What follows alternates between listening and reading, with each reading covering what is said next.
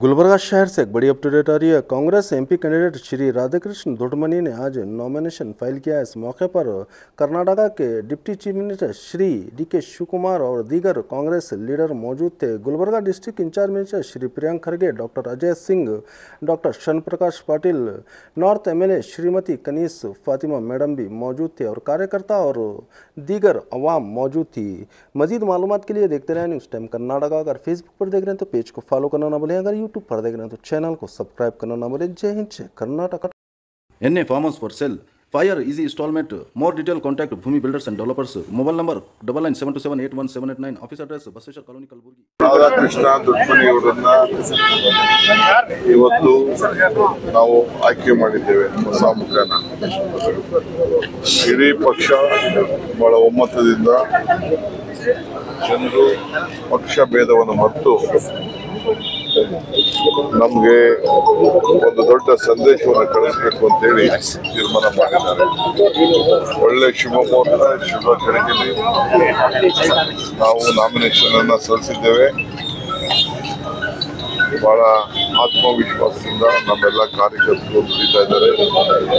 ಮತದಾರರಿಗೆ ನಾವು ಕೊಟ್ಟಂತ ಗ್ಯಾರಂಟಿ 5 ಗ್ಯಾರಂಟಿಗಳನ್ನ ಜನರಿಗೆ ತಲುಪಿದೆ ಮತ್ತು ಬಹಳ ದೊಡ್ಡ ಗ್ಯಾರಂಟಿಯನ್ನ ಮಲ್ಲಿಕಾರ್ಜುನ್ ಖರ್ಗೆ ಸಾಹೇಬರು ಮತ್ತು ರಾಹುಲ್ ಗಾಂಧಿ ಅವರು ಸೈನ್ ಮಾಡಿದ್ದಾರೆ. ಗ್ಯಾರಂಟಿ ಏನದು ಅಂತಂದ್ರೆ, ಈಗ ನಾವು 2,000 ತಿಂಗಳಿಗೆ ಕೊಡ್ತೀವಿ, ವರ್ಷಕ್ಕೆ 24,000 ಕೊಡ್ತೀವಿ ಅಂತ ಗೃಹಲಕ್ಷ್ಮಿ ಹೇಳಿದ್ದೇವೆ. ಅದನ್ನು ಅನುಷ್ಠಾನಕ್ಕೆ. ಅದೇ ರೀತಿ ಮಹಾಲಕ್ಷ್ಮಿ 1 ಲಕ್ಷ ರೂಪಾಯಿ ತಿಂಗಳಿಗೆ 8,000 ವರ್ಷಕ್ಕೆ ಹೆಣ್ಮಕ್ಳು ಕೊಡ್ತೀವಿ ಅಂತ ಹೇಳಿ, ಮತ್ತು ಯುವಕರಿಗೆ 1 ಲಕ್ಷ ರೂಪಾಯಿ ಕೊಡ್ತೀವಿ ವರ್ಷಕ್ಕೆ, ಮತ್ತು ಎಲ್ಲ ಆರೋಗ್ಯಕ್ಕೋಸ್ಕರ 25 ಲಕ್ಷ ರೂಪಾಯಿವರೆಗೂ ಕೂಡ ನಾವು ಆರೋಗ್ಯ ವಿಮೆಯನ್ನು ಮಾಡ್ತೀವಿ ಅಂತ ಹೇಳಿ ಎಲ್ಲ ವರ್ಗದ ಜನರಿಗೆ, ಸರ್ಕಾರಿ ನೌಕರಿ ಇರ್ಬೋದು, ಟೀಚರ್ಸ್ ಇರ್ಬೋದು, ಕಾರ್ಮಿಕರಿರ್ಬೋದು, ರೈತ ಕಾರ್ಮಿಕರಿರ್ಬೋದು, ಎಲ್ಲರೂ ಕೊಡ್ತೀವಿ ಅಂತ ಈಗಾಗಲೇ ನಮ್ಮ ಪ್ರಣಾಳಿಕೆಯಲ್ಲಿ ಖರ್ಗೆ ಸಾಹೇಬರು ಮತ್ತು ರಾಹುಲ್ ಗಾಂಧಿ ಅವರು, ನಾನು ಸಿದ್ದರಾಮಯ್ಯ ಯಾವ ರೀತಿ ಸಿಗ್ನೇಚರ್ ಮಾಡೋದು ಆ ರೀತಿ ಸಿಗ್ನೇಚರ್ ಮಾಡಿದ್ದಾರೆ. ಇದಲ್ಲದೆ ಸಮಾನತೆ ಮತ್ತು ರೈತರ ಸಾಲಕ್ಕೋಸ್ಕರ, ಸಾಲ ಮಾಡೋಕ್ಕೋಸ್ಕರ ಒಂದು ಪ್ರತ್ಯೇಕವಾದಂಥ ಒಂದು ನ್ಯಾಯವನ್ನು ಕೊಡುವಂಥ ಕೆಲಸ, 5 ನ್ಯಾಯ ಕೊಡುವಂಥ ಒಂದು AICCಯಿಂದ ನಮ್ಮ ಕಾಂಗ್ರೆಸ್ ಪಕ್ಷದಿಂದ ಮಲ್ಲಿಕಾರ್ಜುನ್ ಖರ್ಗೆ ಅವರ ಅಧ್ಯಕ್ಷತೆಯಲ್ಲಿ ಈಗಾಗಲೇ ಘೋಷಣೆ ಆಗಿದೆ. ಸೊ ನಾವು ನುಡಿದಂತೆ ನಡೀತೀವಿ, ಬಸವಣ್ಣನ ನಾಡಿನಲ್ಲಿದ್ದೀವಿ, ನಾವು ಮಾತು ತಪ್ಪುದಿಲ್ಲ.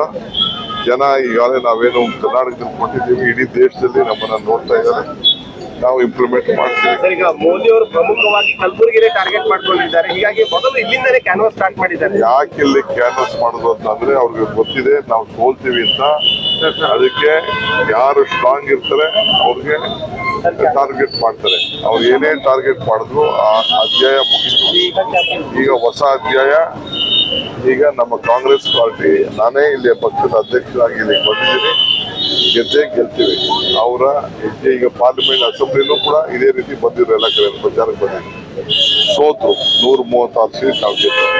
ಇಲ್ಲೂ ಕೂಡ 20ಕ್ಕೂ ಹೆಚ್ಚು ಸೀಟನ್ನ ಕರ್ನಾಟಕ ರಾಜ್ಯದಲ್ಲಿ ನಾವು ಗೆಲ್ತೀವಿ.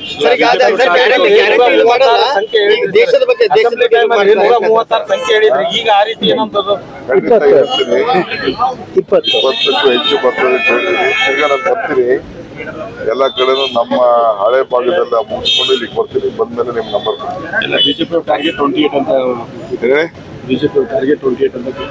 ಅವ್ರದ್ದು ಟಾರ್ಗೆಟ್ 543 ಅವ್ರ ಟಾರ್ಗೆಟ್ 500 ಚಿಲ್ಲರೆ ಇದೇ ಇರ್ತದೆ. ಟಾರ್ಗೆಟ್ ಇರೋರು ಯಾಕೆ 10 ಜನ ಕ್ಯಾಂಡಿಡೇಟ್ 14 ಜನ ಕ್ಯಾಂಡಿಡೇಟ್ನ ಚೇಂಜ್ ಮಾಡ್ತಾ ಇದ್ರು? ಆ ಮಕ್ಕಳು ಅವ್ರಿಗೆ ವೋಟ್ ಇಲ್ಲ, ಅವ್ರು ಸೋಲ್ತಾರೆ ಅನ್ನೋ ದೃಷ್ಟಿಯಿಂದನೇ ಇವತ್ತು ಎಲ್ಲ ಕ್ಯಾಂಡಿಡೇಟ್ಗಳನ್ನೆಲ್ಲ ಚೇಂಜ್ ಮಾಡಿದ್ದಾರೆ. ಸರಿ, ಅದೇ ಇವರು ಧಾರವಾಡ ಕ್ಯಾಂಡಿಡೇಟ್ ನೋಡಿಯಪ್ಪ, ಆ ಸ್ವಾಮಿಗಳ ಬಗ್ಗೆ ನಮಗೆ ಗೌರವ ಇದೆ. ಈಗ ನಾವು ಒಬ್ಬ ಯೂತ್ ಕೊಟ್ಟಿದ್ದೀವಿ, ನಾನು B.Pharm ಕೊಟ್ಟಿದ್ದೀನಿ.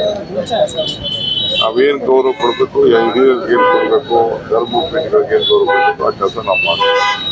ಆದರೆ ನಮ್ಮ ಕಾಂಗ್ರೆಸ್ ಅಧಿಕೃತ ಅಭ್ಯರ್ಥಿ ನಿಲ್ಲಿಸಿದ್ದೇವೆ. ಅವರೇ ನಮ್ಮ ಅಧಿಕೃತ ಅಭ್ಯರ್ಥಿ.